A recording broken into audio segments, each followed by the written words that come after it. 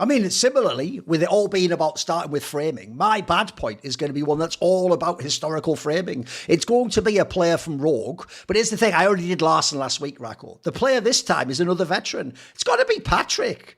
Mate, what a fucking whack end to a career this is. Because this guy went from, like, remember, he had all those years where the whole hype was he's the most underrated ADC in the LEC. You know, he was always like, he never got that status as top 3, but the joke is he was everyone's number 4 in the league for like 3 or 4 years. And he's another player, by the way, where your brain still doesn't remember that, like, after they do enough years, they become the veteran. He's a mega veteran at this point in time, guys. He's been around a long, long time in the LEC. In your brain, you still think he's like, uppercut years, and he's had a career. Put it this way, he's been in the LEC longer than like Expecke was in the ULCS. Like, I know that doesn't process in your brain because of how the scale works, but that's true. Like, this guy has had 1 million chances. By the way, he's had like every teammate in the bloody LEC, it feels like. And the sad thing is, he had the years where he was underrated, then he had the years where it sort of held, and the last few years, he doesn't even get mentioned anymore. Bro, people don't even mention him in Reddit threads. Like, he doesn't exist. Like, no one hates him, but no one gives a fuck about this player. And I just think to myself, there was once upon a time, if people don't know, a very real world where he was in the group with the Kazis, the opposites of the world. He was supposed to have a chance to one day be like a G2 Fnatic player.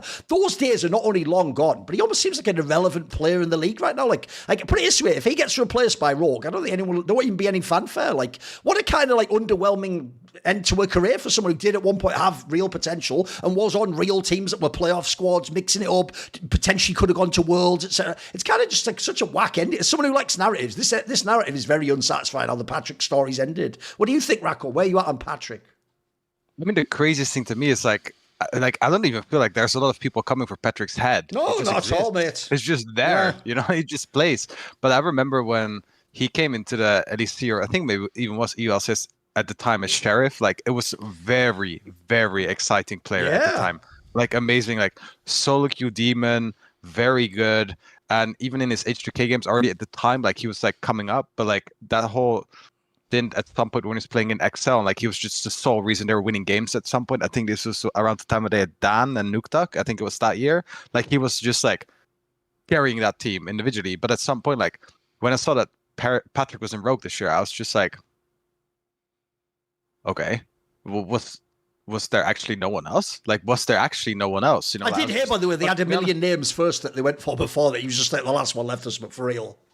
Yeah, like, I mean, I was just really surprised because, like, I mean, the thing is, like, to me, Patrik has been a player that never actually came to fruition, like, completely in his career. Like, he didn't accomplish anything based on like the expectation that I had when he came in. Like I agree, there were times where I expected him to get picked up by a G2 or Fnatic or a team like this, and like at least be like a team that we contest to go to Worlds. You know, I think he was in the Origin lineup at the time, right? The most underwhelming one. I think it was that year, and after that's when they bummed out 9th. I think it was that team. Yep. But that was like he has also been in teams that were expected to perform that didn't perform. But now at this point, like what I will have to say, like I am not very high on a lot of European era ADs right now. There are not a lot of standout players to me that I'm super excited about. There are some that I think are excited, but like it's not like Khalees or I mean, okay. I think if Rogue wanted to make a flip, I think they could have signed Rin. To be honest, I'm really high on Rin if they wanted to sign a rookie. But at this point, I'm almost like, I mean, at that point, just take the SK route and just like ditch Malbro and get a good European ERL jungler and just please get a Korean like Hansam D or anyone at that point, you know, like if that's what you're trying at that point, you know, like as clearly this org is not trying to develop Ali talent right now, which in my opinion, they really should because you have no fans, you're not going to Worlds, you know, at that point, like what are you doing? Like allegedly Larson is one of the highest paid players in the league and you're bumming up 8th. I don't know how that happens, but like if this is really what you're trying to do, then at this point, like I don't really see it. Like I don't understand. Like I actually don't understand.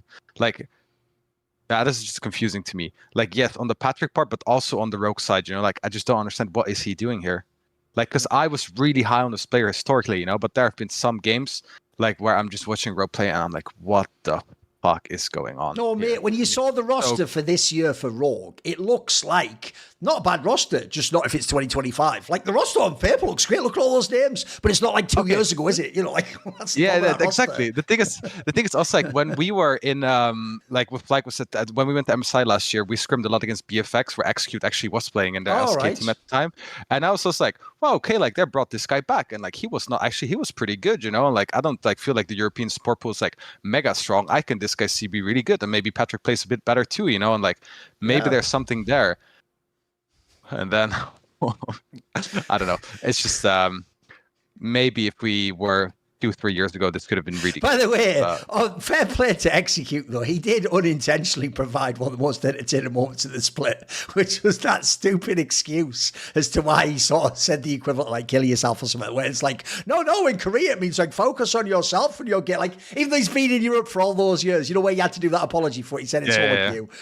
Which, by the way, Azael nailed it, because that is essentially like the joke of where they go, like KYS means like keep yourself safe or whatever. It's like where you lie and say that, is it? Like, that's why I noticed everyone's joke was a version of mine, which is where you just go, yeah, that's what I meant when I said that too, where whatever he said, like that. But that's about the only interesting thing they've even done all year, mate. That's about it.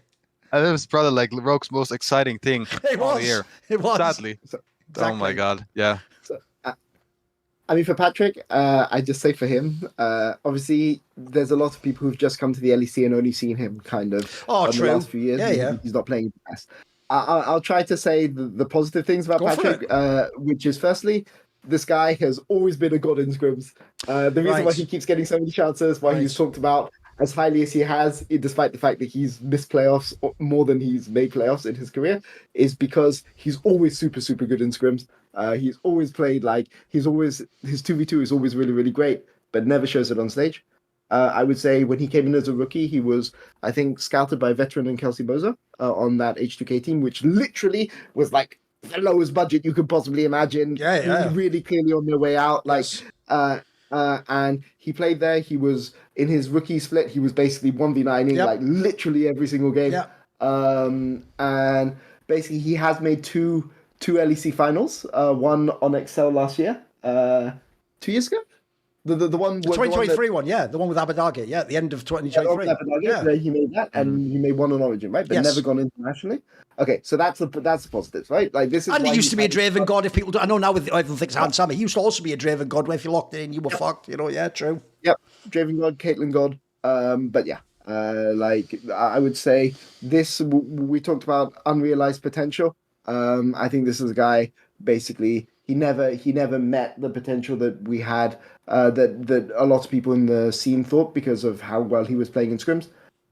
He had a good split with when he was playing with, who was his spot? It was, what year was it? No, the 2023 was. I just have. Who would that Trimby? Was it? No. Who was it? Wow, it was Limit. Holy Limit. There you go. LEC finals with Limit. Wow. No. Okay, so I had to check that. Wow, that was so forgettable that I even completely forgot that it was Peach and Limit who were in that LEC finals. Wow. Okay, so but yeah, obviously, I agree with everything you guys have said about the roster building for this. But I mean, obviously, like it's clear to everyone that this is the end. And this guy never got to play internationally, never really had that many standout performances considering how long he's been a pro. But you know, again, one of the best swim players that Europe has probably ever had. But yeah, never found a way to convert it to stage, which is a shame. That's what I would say. See more cool, funny, interesting clips based on topics from my content? Well, subscribe to this channel then, or, be a pleb and don't.